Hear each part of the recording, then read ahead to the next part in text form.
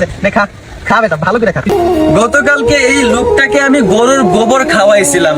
কি বাংলাদেশি বন্ধুরা কেমন আছো? শুয়োরের বাচ্চা। পশ্চিমবঙ্গের মুসলমানদের উপর জুলুম অত্যাচার বন্ধ না হয়, যদি পশ্চিমবঙ্গের মুসলমানদেরকে তাদের স্বাভাবিক জীবনের নিশ্চয়তা না হয়, তবে 51 কোটি মুসলমানের এই দেশ বাংলাদেশ থেকে এমন খরস্রোত শুরু হবে, সেই খরস্রোতে ভারতবর্ষ নামের একটি দেশ ভেসে মানচিত্র থেকে মুছে যাবে। ভারত ঘেরা মদের দেশ, দক্ষিণ দিকে সাগর, ভারত ছাড়া পাই না খেতে, তাই ভারত আমার নাগর। মদের দেশে নাই রে কিছু ভাই, তাই আমরা করি ভিক্ষা, জলে ভরা দেশটি মোদের, আহা মরি মরি। আমরা সবাই লুঙ্গির প্রিয় আর পাঙ্গাস মাছের, ফেসবুকেতে বড়াই করি মদের কোলা গাছ। আমরা কেলে, আমরা জেলে, জলেই মদের বাস, তাই ভারত মাঝে মাঝে ঠুকে দেয় আছোলা বাস। নমস্কার। খুব ভালো লাগতেছে, খুব ভালো লাগতেছে, আনন্দের ঝর্ণা বয়ে যাচ্ছে। মানে হ্যাভি রিল্যাক্স। যদি পশ্চিমবঙ্গের মুসলমানদের উপর জুলুম অত্যাচার বন্ধ না হয়, যদি পশ্চিমবঙ্গের মুসলমানদেরকে তাদের স্বাভাবিক জীবনের নিশ্চয়তা না হয়, তবে 51 কোটি মুসলমানের এই দেশ বাংলাদেশ থেকে এমন।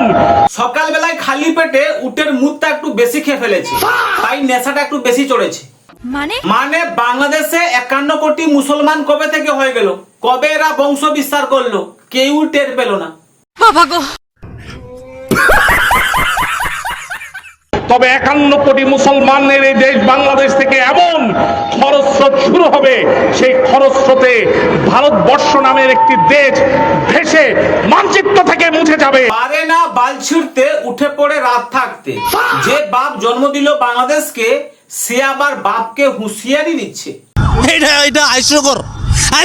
কলকাতার মুসলিমদের উপর যেভাবে আক্রমণ হচ্ছে বিজেপি ক্ষমতায় যাওয়ার সাথে সাথেই, এখন সময় এসেছে বাংলাদেশ, চায়না এবং পাকিস্তানের সামরিক চুক্তিতে যাওয়ার জন্য। আমাদের বর্তমান সরকার কি এরকম কোনো চুক্তি করবে? চীনের একজন বিখ্যাত দার্শনিক বলেছিলেন আং সাং পুং পাং সালম। এর কথার অর্থ হচ্ছে, যে বালটাকে তুমি ছিঁড়তে পারবে না, সেই বালটাকে তুমি টানতে যেও না। এই সুধীর ভাই রাজনীতি শেখার জন্য চায়নাতে গিয়ে চায়নার পা চাটছে। তো যেদিনকে তো রাজনীতি শেখা হয়ে যাবে, সেদিনকে বাংলাদেশে ফিরে এসে রাজনীতি কর আর ভারতের বিরুদ্ধে কথা বল, তখন তোকে মানাবে। ভারতে আমাদের একেবারে ভাইয়ে দেবে, বুঝো নাই? ভারতের মুসলিমরা ভালো নেই। ভারতের মুসলিম ভালো নেই, এর মা এর কানে গিয়ে বলে এসেছিল। কি বলে? বিজেপি পশ্চিমবঙ্গে ক্ষমতায় আসার পরপরই ভারতের মুসলমান মসজিদ, ইভেন মৃত্যুর পর কবরস্থ করা হয় যে স্থানগুলোতে, সেই কবরের উপরও আক্রমণ করছে। বিজেপি পশ্চিমবাংলাতে ক্ষমতায় আসার পরে মসজিদ আর কবরস্থানের উপর আক্রমণ করছে, আর এই দৃশ্যটা সে চায়নাতে বসে দেখে নিল। মানে এইরকম গান্ডু মার্কা লোক আমি আমার বাপের জন্মে দেখিনি। এই সব যদি হতো, তাহলে বিরোধীরা এতক্ষণে রাস্তায় নেমে পড়তো আর বলতো যে গণতন্ত্র লোকতন্ত্র খতরা মে হ্যায়। তাছাড়া পশ্চিমবাংলাতে যদি এইসব ঘটনা যদি ঘটছে তোর নজরে, তাহলে পশ্চিমবাংলার মুসলমানরা তো আগে রাস্তায় নামতো, আগেই তারা প্রতিবাদ করত, আন্দোলন করত। আসলে এই গান্ডু মার্কা লোকেদের কোনো কাজকর্ম নেই, এদের একটাই কাজ ভারত ভারত করে টাকা ইনকাম করা। এরা যত ভারত ভারত করবে, বাংলাদেশের লোক তত ইনশাআল্লাহ ইনশাআল্লাহ করতে থাকবে। অভাব বুঝলেন না, অভাবের তাড়নায়। তাদের উচিত বাংলাদেশে এসে দেখে যাওয়া বাংলাদেশের মুসলমান হিন্দুরা কত ভ্রাতৃত্বের মধ্যে থাকে।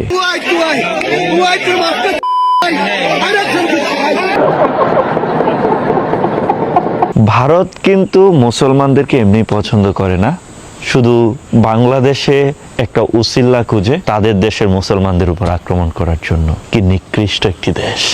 হ্যাঁ, ভারত নিকৃষ্ট একটা দেশ আর বাংলাদেশ হচ্ছে উৎকৃষ্ট একটা দেশ। বাংলাদেশ এমন একটা উৎকৃষ্ট দেশ, যেই দেশ দুবার স্বাধীন হয়। বাংলাদেশ এমন একটা উৎকৃষ্ট দেশ, যেই দেশে রাত দিন আন্দোলন চলতেই থাকে। বাংলাদেশ এমন একটা উৎকৃষ্ট দেশ, যেই দেশে হিন্দুদেরকে মেরে গাছে ঝুলিয়ে আগুন ধরিয়ে দেওয়া হয়। বাংলাদেশ এমন একটা উৎকৃষ্ট দেশ, সেই দেশের বীর পুরুষরা মেয়েদের অন্তর্বাস চুরি করে। যারা ধর্মের নামে ঘৃণা ছড়ায়, মহিলাদেরকে নিয়ে আসলিন হুমকি দেয়, সমাজের আসল কলঙ্ক হচ্ছে তারাই। জোরে বলো, জোরে। কিসের জন্য পোস্ট করছিল? কারণটা কি সেটা বল। কেউ তোমাকে জোর করেছিল? কেউ করেনি। তোমার সাথে কজন ছিল? তোমার সাথে কজন ছিল? তুমি হিন্দুর কেন মা বোনকে তুমি নিবে? প্রেগনেন্ট করে দিবে নাকি? তোর কত বড় সাহস তুই হিন্দুকে তুলবি? হ্যাঁ, তোর কত আছে? তোর কত হচ্ছে? তুই হিন্দুকে তুলে তোর কত ভাবছো নাকি প্রেগনেন্ট করে দিব? তুমি প্রেগনেন্ট, তুমি প্রেগনেন্ট করে দিবে নাকি?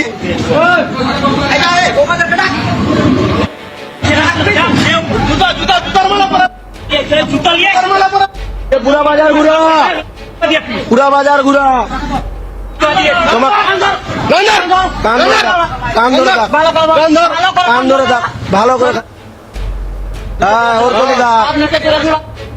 হিন্দুরা যদি উগ্র হতো তাহলে এর অবস্থা বাংলাদেশের দীপু দাসের মতন হতো। বাংলাদেশে কিছু গান্ডু মার্কা লোক আছে, এই সব কিছু দেখার পরেও বলবে যে পশ্চিম বাংলাতে মুসলমানদের উপর কত না অত্যাচার হচ্ছে।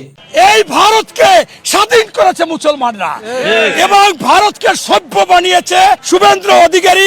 গরুর গোস্ত খেয়েছে। পশ্চিমবঙ্গে আমরা দেখলাম বিজেপি জয়লাভ করার পরে মানুষরূপী একজন অমানুষ এই শুভেন্দ্র অধিকারী, তিনি আগে উস্কানিমূলক কথা বলেছে, নির্বাচনের পর বলেছে কোন মুসলমান নাকি তাকে ভোট দেয়নি এবং ওই এলাকা মুসলমান শূন্য করবে। মাননীয় শুভেন্দু অধিকারী কবেই কথা বললেন যে মুসলমান শূন্য করবে? সকালবেলায় খালি পেটে কি একটু বেশি উটের মুদ খাওয়া হয়ে গেছে মনে হয়, মানে নুনুর সাথে সাথেও মাথার বুদ্ধিটাকেও কেটে ফেলেছে মনে হয়।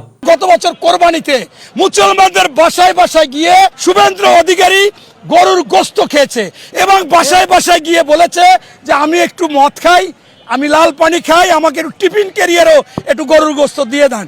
এই যে কত বড় খারাপ মুসলমানদের বাড়িতে বাড়িতে গিয়ে অভিনয়, আর এই নির্বাচনের জন্য এখন বলতেছে যে ওই এলাকায় কোনো মুসলমান রাখা যাবে না, পশ্চিমবঙ্গ মুসলমান মুক্ত করা হবে। ইলেকশন হলো পশ্চিম বাংলাতে, পশ্চিম বাংলাতে জিতলো কে? বিজেপি, হেরেছে কে? টিএমসি। তাহলে বাংলাদেশের এই কুকুরগুলো কেন এত ঘেউ ঘেউ করছে? কি বাংলাদেশি বন্ধুরা কেমন আছো? শুয়োরের বাচ্চা। যবে থেকে বিজেপি এসেছে পশ্চিম বাংলাতে তবে থেকে এদের লুঙ্গিতে কিন্তু আগুন ধরে গেছে। ভারতীয় দাদারা আমাদেরকে বলে আমরা নাকি লঙ্গি বাহিনী। তোরা বলিস যে পশ্চিম বাংলাতে মুসলমানদের উপর বিজেপি অত্যাচার চালাচ্ছে, অথচ আমরা দেখতে পেলাম যে বিজেপি মুসলমানদেরকে বরণ করে নিচ্ছে। আজকে আমাদের নাসিমউদ্দিন শেখ আমাদের আসগর চাচাকে বরণ করে নিচ্ছে জনতা পার্টির পক্ষ থেকে। ভাই, সব থেকে অবাক লাগে পাকিস্তানের সংখ্যালঘু আহম জিয়াদের মসজিদ ভাগার দৃশ্যকে পশ্চিম বাংলার ঘটনা বলে সোশ্যাল মিডিয়াতে প্রচার করা হচ্ছে।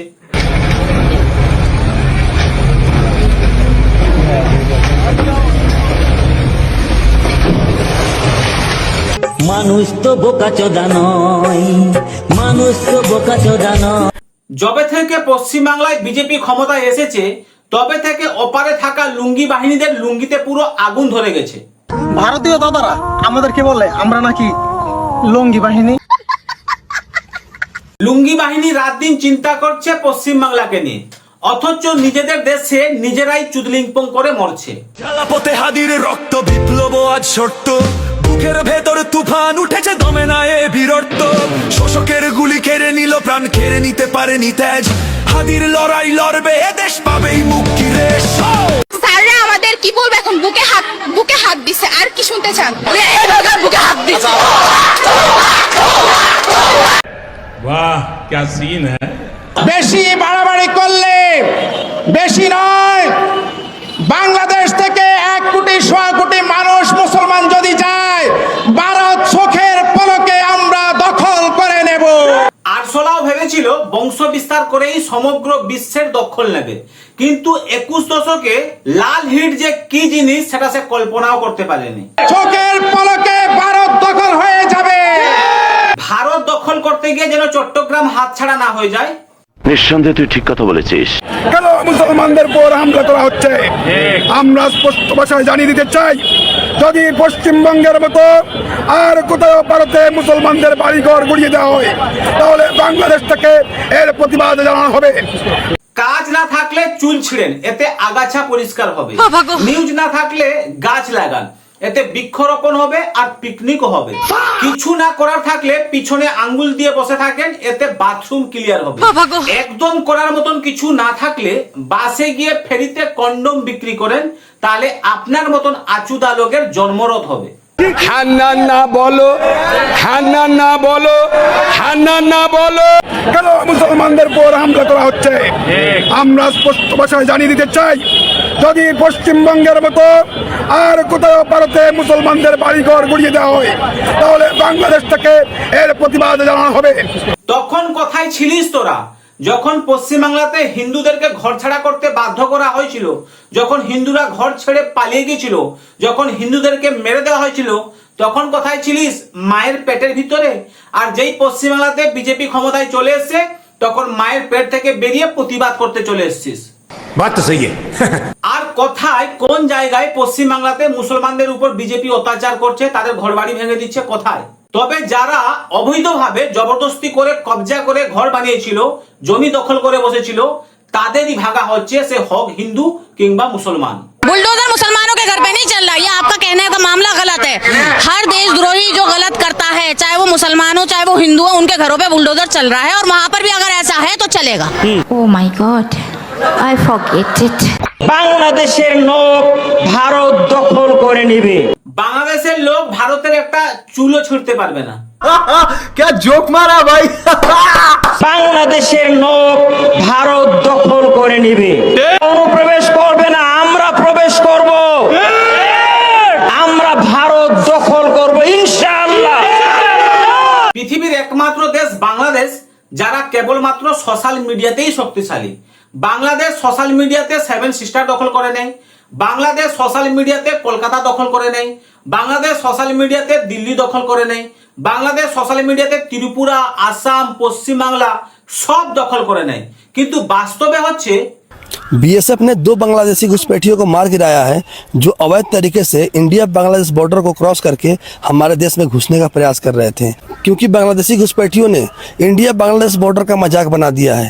इनका जब मन करता है तब पश्चिम बंगाल, त्रिपुरा और असम के रास्ते हमारे देश में घुस जाते हैं, घुस के यहीं बैठ जाते हैं। মুসলমান শান্ত জাতি একবার ফুঁসে উঠলে এই কুভেন্দু, এই মোদি, এদের সরকার এটাকে উৎখাত করবেই। বাংলাদেশের কিছু রাজাকার নাতি আছে, সেই নাতিগুলো এতটা নোংরা আর এতটা নির্লজ্জ আপনি কল্পনাও করতে পারবেন না। এরা নিজের হাত দিয়ে নিজের গুটাকে ঘাটে আর পা দিয়ে ঘষে দেয়। দেখা খাবে তা ভালো করে খা। গতকালকে এই লোকটাকে আমি গরুর গোবর খাওয়াইছিলাম, কারণ সে নাকি আমাদের বাংলাদেশ দখল করে নেবে। এই জন্য বাংলাদেশ থেকে ওনাকে একটু গরুর গোবর দিয়ে মিষ্টি মুখ করাইছিলাম। আগে তো গরুর গোবর খাওয়াইছিলাম, এখন মানুষের হাগু খাওয়ামু। আয়শালা তোদের আব্বারে আজকে গরুর হাগু না মানুষের হাগু খাওয়ামু। এই যে একটু আগে মনে হয় কে এখানে হাগু করে গেছে, তোদের আব্বারে আজকে গরুর হাগু না মানুষের হাগু খাওয়ামু। এই যে একটু মিষ্টি মুখ করাই, আমাদের শুকাই গেছে রে, কোন শালায় হাগু করে গেছে রে। খা বেটা ভালো করে খা। তুই বাংলাদেশ দখল করবি না, মুসলমানের অত্যাচার করস, ভালো করে খা। कौन है ये लोग, कहां से आते हैं? বাংলাদেশ দখল করে নেব। পশ্চিম বাংলাতে যখন মুখ্যমন্ত্রী ছিলেন মাননীয়া মমতা ব্যানার্জি, সেই সময় বাংলাদেশ থেকে একজন মৌলানা সাহেব বিয়ের অফার করেছিলেন। সেই সময় আমরা সবাই কিন্তু প্রতিবাদ করেছিলাম, তার কারণ উনি হচ্ছেন আমাদের বাংলার মুখ্যমন্ত্রী। উনি যেই দলের হোক না কেন, উনি আমাদের বাংলার মুখ্যমন্ত্রী। অথচ এই যে ভিডিওটা আপনারা দেখলেন শুভেন্দু অধিকারীকে নিয়ে, এই ভিডিওর নিচে কমেন্ট করেছে কিছু কলকাতার মানুষ, আমি পড়ে শোনাচ্ছি। আমি ইন্ডিয়া থেকে বলছি ভাই হেভি হয়েছে, আমি কলকাতা থেকে বলছি দারুণ হয়েছে। এইবারে আমি বুঝতে পেরেছি যে দুধের গাই কেন বলা হতো। গতকালকে এই লোকটাকে আমি গরুর গোবর খাওয়াইছিলাম। এই সব করে পশ্চিমবাংলার মুখ্যমন্ত্রী শুভেন্দু বাবুর একটা চুলও তোরা ছিঁড়তে পারবি না। ভাই একটা কথা আমি বলতে চাই, আমার ভিডিওতে ভিউজ আসে 1 লাখ 2 লাখ 2.5 লাখ 3 লাখ, অথচ সাবস্ক্রাইব হয় কত 200 300 400।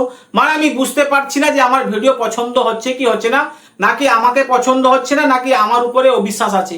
যদি থাকে তাহলে বলে দিচ্ছি জয় শ্রীরাম, সাবস্ক্রাইব কিন্তু করে দেবে। যাই হোক, আজকে এখানে শেষ করলাম, আবার দেখা হবে পরের ভিডিওতে। ভালো থাকবেন। জয় হিন্দ, জয় ভারত, জয় শ্রীরাম। জয় শ্রীরাম।